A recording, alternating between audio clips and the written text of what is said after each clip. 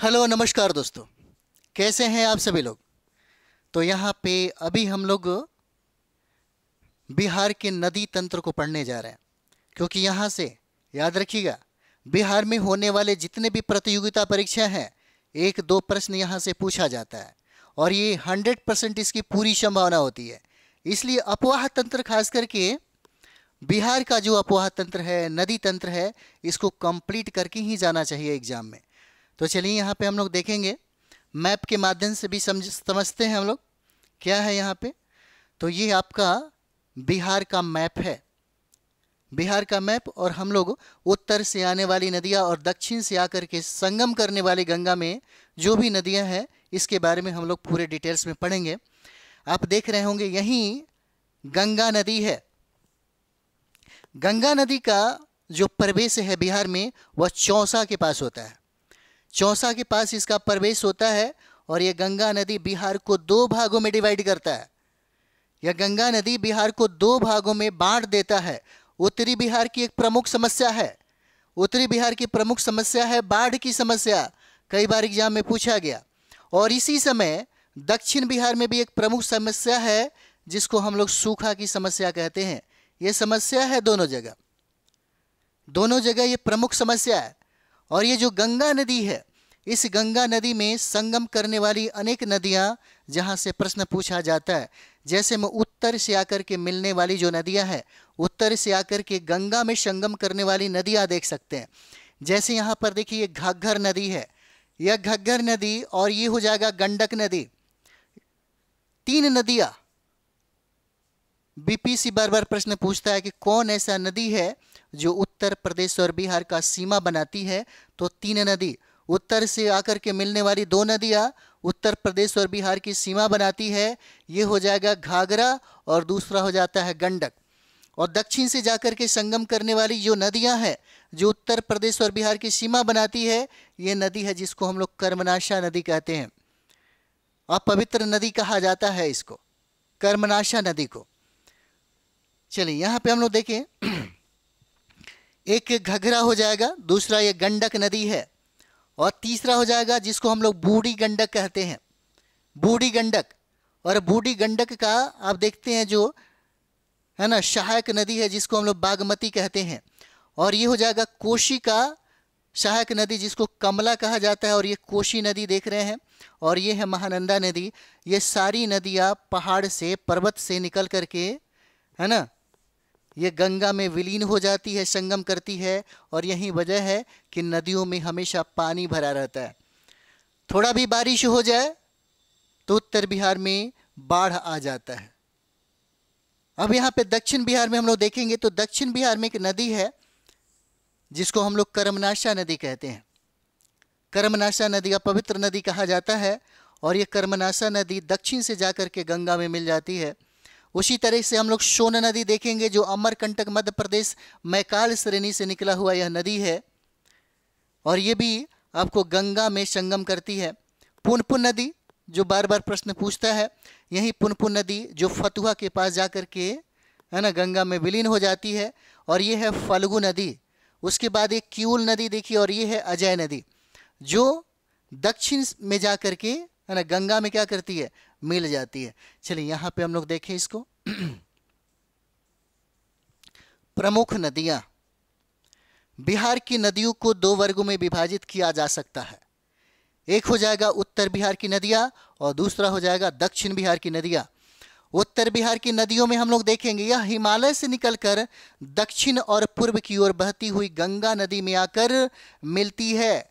यह हिमालय से, हमने कहा था कि उत्तर बिहार की जितनी भी नदियां हैं जैसे घाघरा, गंडक, बूढ़ी गंडक, कमला, बलान, है ना, कोशी, महानंदा, ये सारे की सारी जो नदियां हैं यह हिमालय से निकल करके, है ना, निकल करके दक्षिण पूर्व की ओर बहती हुई गंगा में आकर के मिल जाती है। इसमें प्रमुख नदी है जिसको हम लोग सरयू भी कहते हैं, सरयू को घाघरा भी कहा जाता है। गंडक नदी, गंडक नदी का बहुत सारा नाम है, जैसे सदानीरा भी कहा जाता है ना, नारायणी भी कहीं कहीं कहा जाता है इसको।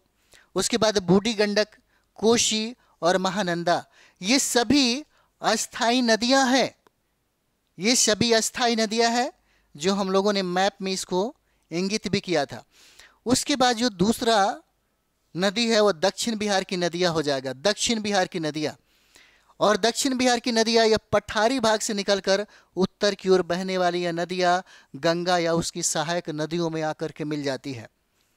दक्षिण बिहार से जो आने वाली जो नदियां हैं यह पठारी भाग से निकलती है और पठारी भाग से निकलकर या उत्तर की ओर बहने वाली नदियों में यानी कि गंगा या उसकी सहायक नदियों में क्या होती है, मिल जाती है। जैसे इसमें प्रमुख नदी है सोन नदी देख सकते हैं, उत्तरी कोयल नदी देखा जा सकता है, पुनपुन नदी देखा जा सकता है, फल्गु नदी देखा जा सकता है और एक कर्मनाशा नदी को देख सकते हैं। और ये मुख्यतः अगर देखा जाए तो अभी के समय में यानी कि बरसात के समय में ही ये नदियाँ है ना उफान मारती है, वरना ऐसे कभी कभी सूखी और थतली नजर आती है। चलिए अब हम लोग थोड़ा सा अब मैप के माध्यम से आप समझ सकते हैं इसको, जो हमने सबसे पहले बताया था। अब यहाँ पे इम्पोर्टेंट है, पूछा जा सकता है आपसे। गंगा नदी उत्तराखंड के गोमुख स्थान में स्थित गंगोत्री ग्लेशियर से निकलती है। गंगा नदी जो है उत्तराखंड के गंगोत्री से निकलती है। गंगा की कुल लंबाई 2525 किलोमीटर हो जाएगा, 2525 किलोमीटर। लेकिन गंगा की लंबाई अगर बिहार में पूछे तो 445 किलोमीटर हो जाता है, 445 किलोमीटर। और पटना पूछा गया प्रश्न है कि बिहार में कौन ऐसा जिला है जहां पर गंगा का लंबाई सबसे ज़्यादा, तो यहाँ पे पटना में 99 किलोमीटर हो जाएगा। उसके बाद दूसरा है आपका भागलपुर जिला। भागलपुर जिला जहाँ पे 60 किलोमीटर इसकी लंबाई है, दूसरा स्थान है इसका।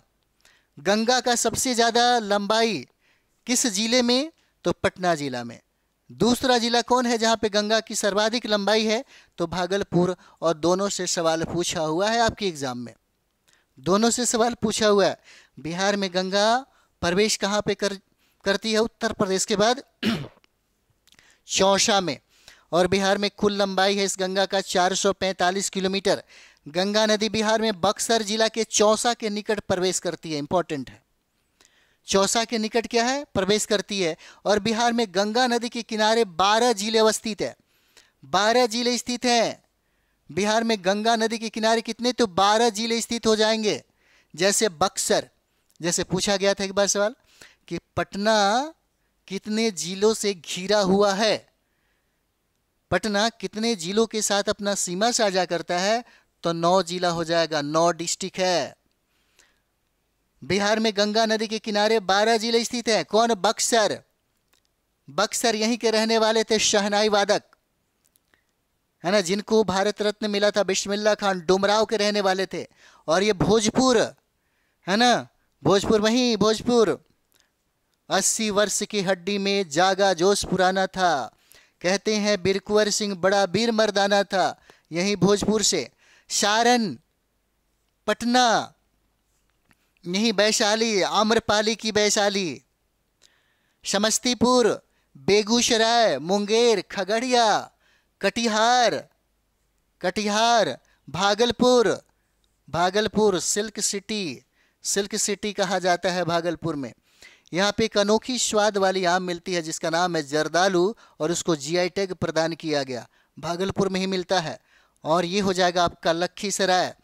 यानी गंगा 12 जिलों, है ना, गंगा की अगर हम लोग देख लें तो गंगा नदी के किनारे 12 जिले स्थित हैं, इसको याद रखिएगा, है ना। बिहार में गंगा नदी की प्रमुख सहायक नदियां हैं, जिसमें घाघरा हो जाएगा, गंडक हो जाएगा, बूढ़ी गंडक हो जाएगा, सोन है, पुनपुन है, महानंदा है, कर्मनाशा नदियाँ, ये सब नदियाँ हो जाती है। जैसे गंगा नदी तंत्र का संक्षिप्त आप देख सकते हैं यहाँ पे, है ना। गंगोत्री से यह नदी निकलती है ना, गंगोत्री से यह नदी निकलती है। और यह नदी 2 पार्टों में बट करके आती है ना। एक का नाम है क्या, भागीरथी और अलकनंदा, ये दोनों नदी की जगह मिलती है, जिसका नाम है देवप्रयाग। और प्रश्न पूछा हुआ था, और यही देवप्रयाग से ये गंगा नदी का, है ना, विस्तार माना जाता है। आप देख सकते हैं गंगा नदी की सबके सहायक नदी जो है यमुना नदी है, और यमुना नदी की लंबाई 1310 किलोमीटर हो जाएगा। गंगा की लंबाई 2525 किलोमीटर हो जाता है ना, यहीं पर। और ये यमुना की सहायक जो नदियां हैं, यह चंबल नदी है, सिंध नदी है, बेतवा है और केन है, यह यमुना की सहायक नदी। उसके बाद हम लोग यहाँ पर देखेंगे यह प्रयागराज में यह यमुना और गंगा नदी क्या होता है, मिलन हो जाता है। और यहाँ पे इस गंगा की सहायक नदियाँ टोंस, सोन, हुगली है ना, कोशी, महानंदा, ये सब नदियाँ हो जाती है। चलिए नेक्स्ट यहाँ पे हम लोग देखें, जहाँ से प्रश्न पूछे कोशी नदी। देखिए कोसी नदी को हम लोग बिहार का शोक कहते हैं, कई बार सवाल पूछा है। और कोसी नदी नेपाल में हिमालय से निकलती है, नेपाल में हिमालय से निकलती है और इसकी कुल लंबाई 730 किलोमीटर हो जाएगा, कुल लंबाई 730 किलोमीटर। लेकिन बिहार में अगर पूछेगा कि बिहार में कोसी का लंबाई कितना है तो 260 किलोमीटर हो जाएगा। यह नदी बिहार में सुपौल जिला के भीमनगर के निकट प्रवेश करती है। यानी कि जो कोसी नदी हम लोग देखते हैं, यह कोसी नदी सुपौल जिला में आकर के प्रवेश करती है, कहाँ पे, भीमनगर के पास। और यह कटिहार जिला के कुर्सेला के पास गंगा में संगम करती है, मिल जाती है कुर्सेला के पास कटिहार में। कौन नदी, कोसी नदी। और यह बिहार में सुपौल, पूर्णिया, कटिहार आदि जिलों से बहती है। कोसी नदी को अपने मार्ग परिवर्तन तथा बाढ़ आने के कारण बिहार का शोक कहा जाता है, कई बार पूछा गया है। और इसी नदी को हम लोग सप्तकौशिकी के नाम से भी जानते हैं, सप्तकौशिकी भी कहा जाता है इस नदी को। और यह नदी बहुत ही खतरनाक नदी है, हमेशा अपने मार्ग में परिवर्तन होते रहता है। एक समय की बात थी 1980-84 में बहुत भयंकर तरीके से बाढ़ आया था, जिसमें लाखों के लाखों लोग मारे गए थे। यही वजह भी है कि कोसी नदी को हम लोग बिहार का शोक कहते हैं। पूछा गया सवाल है ये, जैसे आप देख सकते हैं यहाँ पे, है ना, यहाँ पे देखा जा सकता है ये गंडक रिवर है और ये कोसी रिवर हो जाएगा, है ना, ये है आपका गंडक रिवर। और आप देख सकते हैं बिहार का ये मैप हो जाएगा, है ना। उसके बाद आप इधर भी देख सकते हैं ये नेपाल का क्षेत्र हो जाएगा, तराई वाला प्रदेश। चलिए आपको समझाते हैं आगे। चलिए नेक्स्ट हम लोग देखेंगे घाघरा नदी, जिसको सरयू नदी के नाम से भी हम लोग जानते हैं। घाघरा नदी कही या सरयू नदी कही, ये बात बराबर है। इसका उद्गम स्थल जो है नामथा है, नामपा नेपाल से यह नदी निकलती है, जिसको घाघरा नदी कहते हैं, सरयू नदी कहते हैं। और ये जो घाघरा नदी है यह बिहार और यूपी का, है ना, बिहार और यूपी का सीमा बनाती है, याद रखिएगा। जिसकी कुल लंबाई 1080 किलोमीटर हो जाएगा। कितना, 1080 किलोमीटर इसका कुल लंबाई घाघरा नदी का। और बिहार में इसकी कुल लंबाई मात्र 83 किलोमीटर है। मात्र कितना, 83 किलोमीटर है। इसकी लंबाई बहुत ज़्यादा है, 1080 किलोमीटर, लेकिन बिहार में इसकी मात्र लंबाई कितना, 83 किलोमीटर है। और यह छपरा के नज़दीक गंगा नदी में मिल जाती है। कहाँ, छपरा के नज़दीक में। और यह सारण जिला के समीप बिहार में प्रवेश करती है। सारण जिला के समीप बिहार में यह नदी प्रवेश करती है ना। जैसे आप देख सकते हैं काली रिवर है। चलिए एक चीज़ यहाँ पे समझिए, ये है गंडक नदी आपका, है ना। यहाँ पे क्या है, तो गंडक नदी है। मतलब इसकी उत्पत्ति नेपाल सीमा के पास तिब्बत में धौलागिरी के उत्तर से होती है, गंडक नदी का। इसकी उत्पत्ति नेपाल सीमा के पास तिब्बत में धौलागिरी के उत्तर से होती है, जिसकी लंबाई, कुल लंबाई 630 किलोमीटर हो जाएगा। और बिहार में इसकी लंबाई कितना, 260 किलोमीटर है। बहुत इंपॉर्टेंट है यह नदी। गंडक नदी पश्चिमी चंपारण से बिहार की सीमा में प्रवेश करती है और यह हाजीपुर के निचले भाग में पटना के पास गंगा में जाकर के मिलती है। गंडक नदी पश्चिमी चंपारण से बिहार की सीमा में प्रवेश करती है और यह हाजीपुर के निचले भाग में पटना के पास गंगा में जाकर के मिलती है। इस नदी पर ही वाल्मीकि नगर बांध निर्मित किया गया है। और इसकी सहायक नदियों में त्रिशूली नदी, है ना, पचांग नदी, सरहद नदी, बूढ़ी गंडक नदी ये शामिल है गंडक नदी की सहायक नदियों में। जैसे यहाँ पर देख सकते हैं बूढ़ी गंडक नदी है, गंडक नदी की सहायक नदियों में इसको हम लोग यहाँ पर देखते हैं। बागमती नदी, और यहाँ पे रघुनाथपुर और पहाड़पुर में ये मिलती है, कोसी नदी के पास, है ना। चलिए, और यहाँ पे हम लोग महानंदा नदी देखते हैं। इसे महानदी के नाम से भी जानते हैं, महानदी भी कहा जाता है महानंदा को। और यह दार्जिलिंग जिले में कुर्सियांग से लगभग 6 किलोमीटर उत्तर में हिमालय पर्वतमाला से यह निकलती है नदी, जिसको हम लोग महानंदा बोलते हैं। और इसकी लंबाई 360 किलोमीटर है और यह कटिहार जिले में गंगा नदी में मिल जाती है। यह कटिहार जिले में गंगा नदी में मिल जाती है और यह नदी गंगा की अंतिम सहायक नदी मानी जाती है। इसका विस्तार देखा जा सकता है किशनगंज में, पूर्णिया में। कटिहार जिलों के लिए एक महत्वपूर्ण सिंचाई का यह स्रोत हो जाता है। कौन? महानंदा नदी। जैसे बूढ़ी गंडक है, बूढ़ी गंडक का उद्गम कौन सा? सोमेश्वर की पहाड़ियाँ। सोमेश्वर की पहाड़ियाँ मात्र एक ही जिले में है, पश्चिमी चंपारण में। और इस बूढ़ी गंडक का लंबाई 320 किलोमीटर हो जाता है। खगड़िया जिले में खगड़िया शहर के निकट गंगा नदी में यह विलय हो जाती है नदी। और यह पश्चिमी चंपारण, पूर्वी चंपारण, मुजफ्फरपुर, समस्तीपुर और बेगूसराय से होकर के यह नदी बहती है, जिसका नाम क्या है? बूढ़ी गंडक हो जाएगा। चलिए सोन नदी हम लोग यहाँ पर देखें। सोन नदी मध्य प्रदेश के अमरकंटक पहाड़ी से मैकाल श्रेणी से निकलती है यह नदी, है ना। सोन नदी का उद्गम कहाँ पे? अमरकंटक पहाड़ी से, जिसकी कुल लंबाई कितना? 784 किलोमीटर है। और बिहार में कुल लंबाई इसका 202 किलोमीटर हो जाएगा। यह नदी बिहार के रोहतास जिले से बिहार में प्रवेश करती है। कौन सा नदी? सोन नदी, है ना। सोन नदी, इसकी कुल लंबाई 202 किलोमीटर है। कुल लंबाई 784, लेकिन बिहार में इसका 202 किलोमीटर लंबाई है। यह नदी बिहार के रोहतास जिले से बिहार में प्रवेश करती है। और सोन नदी पटना के निकट मनेर में गंगा नदी में मिल जाती है। कहाँ? मनेर में, मनेर में मिल जाती है यह। चलिए पुनपुन नदी, जहाँ से सवाल पूछा गया था, इसका उद्गम छोटा नागपुर के पठार, छोटा नागपुर के पठार से हुआ है, जो झारखंड में स्थित है। पुनपुन नदी का उद्गम कहाँ पे है? छोटा नागपुर पठार से। और इसकी कुल लंबाई 235 किलोमीटर है। और यह फतुहा में गंगा नदी में क्या करती है? संगम करती है, मिल जाती है। यह फतुहा में गंगा नदी में मिल जाती है। पुनपुन नदी बिहार के औरंगाबाद, गया और पटना जिलों से होकर के बहती है। इंपॉर्टेंट नदी है यह पुनपुन नदी, हम लोग जिसे कह रहे हैं। यह आपका कर्मनाशा नदी। कर्मनाशा नदी का उद्गम कहाँ पे? तो बिंद पहाड़ी से है।